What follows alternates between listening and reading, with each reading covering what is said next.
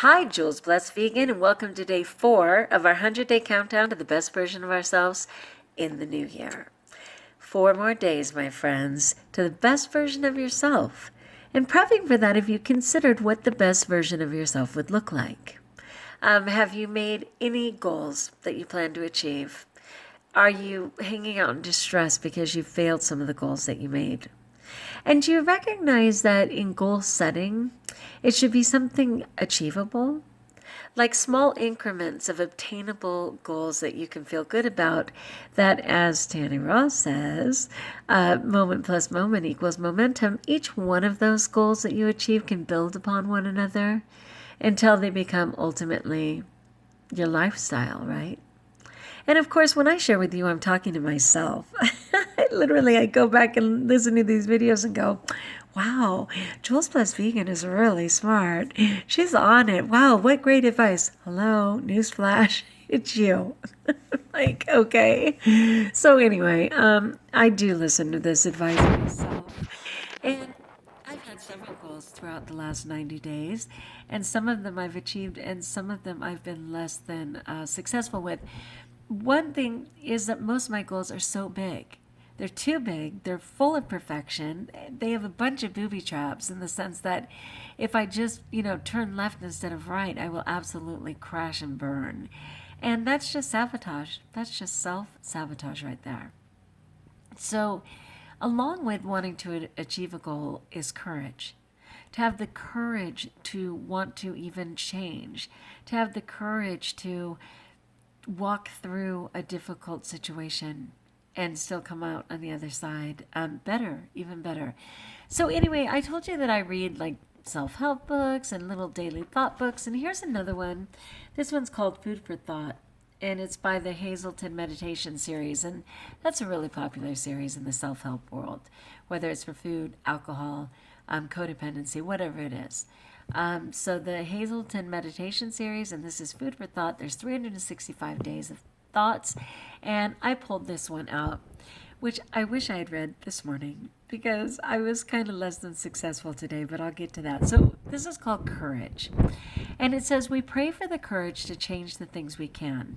So that goes back to the 12 steps and the serenity prayer, where it says, God, grant me the serenity to accept the things I cannot change. The second part is the courage to change the things I can. And then lastly is the wisdom to know the difference.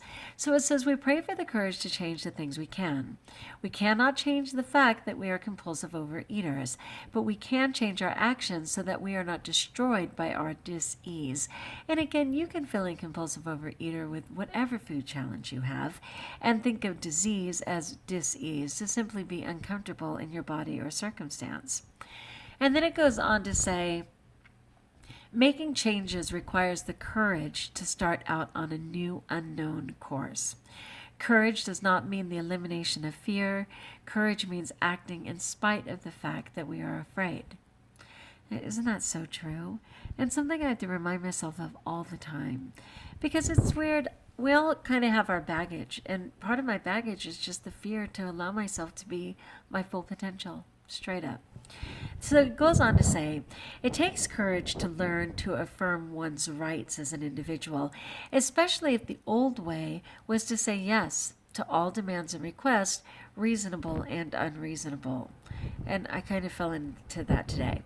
It takes courage to face the truth instead of continuing to live with comfortable illusions.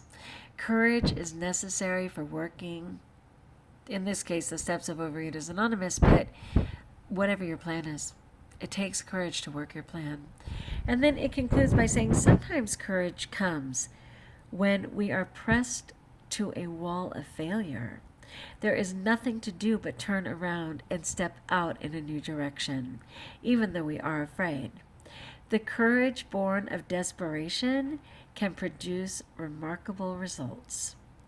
And then it always ends with a small prayer, and it says, grant us the courage to move in your direction, capital Y, like God's direction.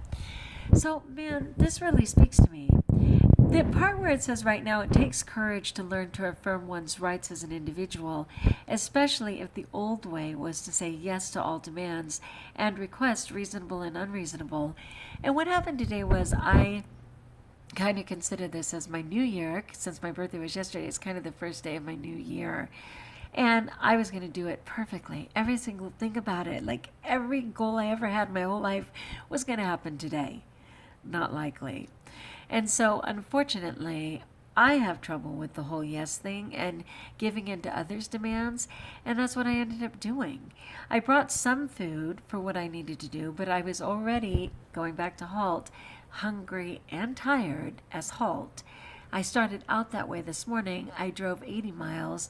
I was going to work like 4 hours. I ended up working 6, actually 8 hours.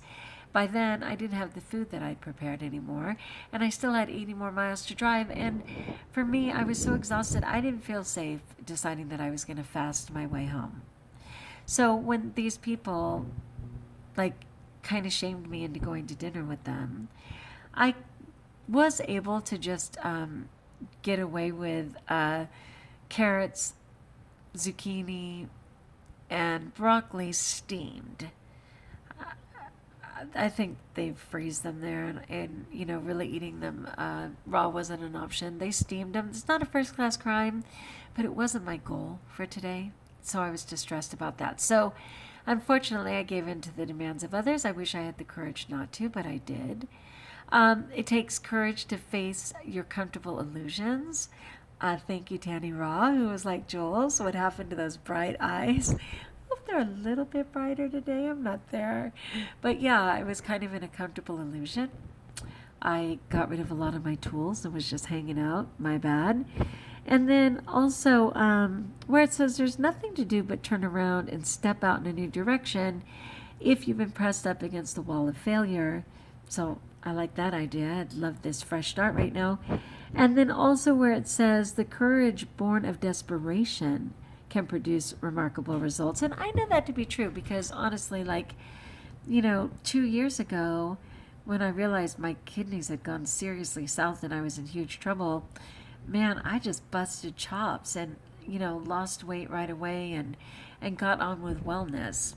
Unfortunately, I ended up slipping, but I get that. The idea that desperation can produce remarkable results. What I don't think is it can be the why that'll carry you to a new lifestyle. So my initial why was fear, but it couldn't carry me. Anyway, I know that's a lot. It's on courage. It's worth contemplating. I honestly just struggle with the right to be all that I'm called to be, with the right to be well, with the right to be in a healthy body. I struggle with that all the time. But too bad. Just like it says, that courage does not mean the elimination of fear. Courage means acting in spite of the fact that we are afraid. And that's why I'm here. I'm acting in spite of the fact that I'm afraid. I believe on the other side, when my body is lean and well and strong, that maybe my heart and soul and mind will catch up and realize that I'm as worthy as anyone of wellness. I welcome that. So what are you thinking, peeps? What do you think of that whole courage thing, and where are you with it? And do you have the courage to make small obtainable goals and rejoice in them in the next couple of days? I would love to hear your input. Please leave comments below. As always, like if you like, join us if you haven't, and know that I'm here for you. And I rejoice that we're continuing to walk to the new year. And that from the new year, based on popular demand, Jules Bless Vegan, that would be me, will continue into the new year. Love that support, you guys. All right, peace be with you. And until we talk again, be blessed.